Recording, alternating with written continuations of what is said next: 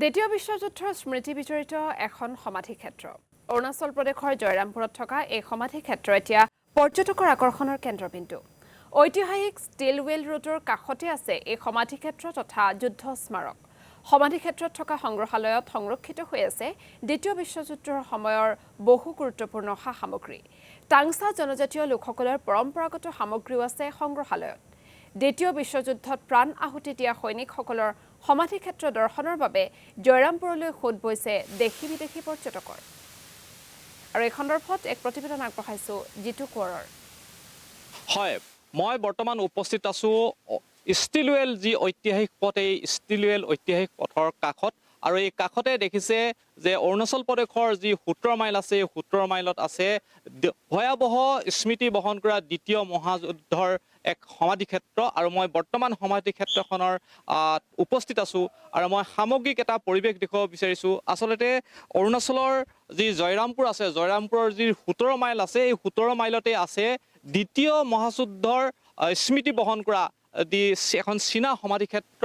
আৰু এই সমাধি ক্ষেত্ৰখনতে দ্বিতীয় মহাযুদ্ধত মৃত্যু হোৱা বহু সৈনিক, আচলতে শ শ সৈনিক এই স্থানত আচলতে সমাধি কৰা হৈছিলে। আৰু এই সমাধি ক্ষেত্ৰখন এতিয়া এনেধৰণে অৰুণাচল গভৰ্ণমেণ্টে সুন্দৰকৈ সজাই পৰাই তোলা হৈছে। আৰু দেখা গৈছে যে সমাধি ক্ষেত্ৰত সুন্দৰকৈ বহু মূল্যৱান গছপুলি ৰোপণ কৰিছে।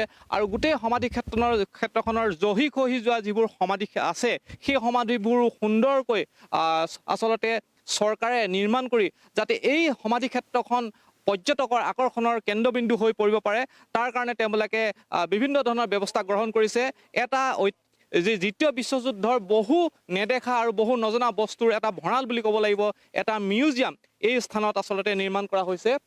ইয়াৰ উপৰিও দেখা গৈছে যে আচলতে এই যি সমাধি ক্ষেত্ৰ আছে, সমাধি ক্ষেত্ৰখনৰ যি প্ৰয়োজনীয় যিখিনি কাম কাজ, গোটেইখিনি কিন্তু অৰুণাচল গভৰ্ণমেণ্টে সুন্দৰকৈ কৰিছে। দেখা গৈছে যে বহু দেশী বিদেশী পৰ্যটকে আচলতে এই সমাধি ক্ষেত্ৰখনত আজি ভুমুকি মাৰি যায়। আৰু এই সমাধি ক্ষেত্ৰখনৰ পৰা বহু কথাই তেওঁলোকে অনুভৱ কৰে যে দ্বিতীয় বিশ্বযুদ্ধৰ যি ভয়াৱহতাৰ কথা আচলতে সোঁৱৰাই দিয়ে। আৰু এই যি সৈনিকসকল আছে, এই সৈনিকসকলৰ যি বীৰত্বৰ গাথা, এই গাথাও তেওঁলোকে সোঁৱৰে।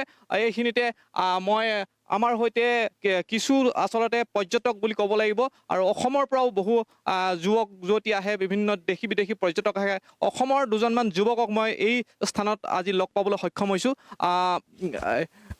কোৱাচোন ভাইটি, ক'ৰ পৰা আহিছে? মই অসমৰ পৰা আহিছোঁ। কেনেকুৱা লাগিছে ছেকেণ্ড ৱৰ্ল্ড ৱাৰত? ছেকেণ্ড ৱৰ্ল্ড ৱাৰ বহুত ভাল লাগিছে। এইটো যি চিমেট্ৰিয়াত বহুত ভাল লাগিছে। আমাৰ যিসকল জোৱানৰ এইটো ছেকেণ্ড ৱৰ্ল্ড ৱাৰত মৃত্যু হৈছিলে, তো তেখেতসকলৰ বডিবিলাক ইয়াত সংৰক্ষিত কৰি ৰাখিছে। তো এইটো কাৰণে পেমা খাণ্ডু চৰকাৰক আমি বহুত এইটো ধন্যবাদ দিব লাগিব। এইটো বহুত ভাল কথা, এটা গৌৰৱৰ কথা। হয়, জিতু কোঁৱৰ, আপোনাক এই মুহূৰ্তত ধন্যবাদ জ্ঞাপন কৰিছোঁ আপুনি যুদ্ধ স্মাৰক ক্ষেত্ৰৰ পৰা পৰিৱেশ দেখুওৱাৰ বাবে।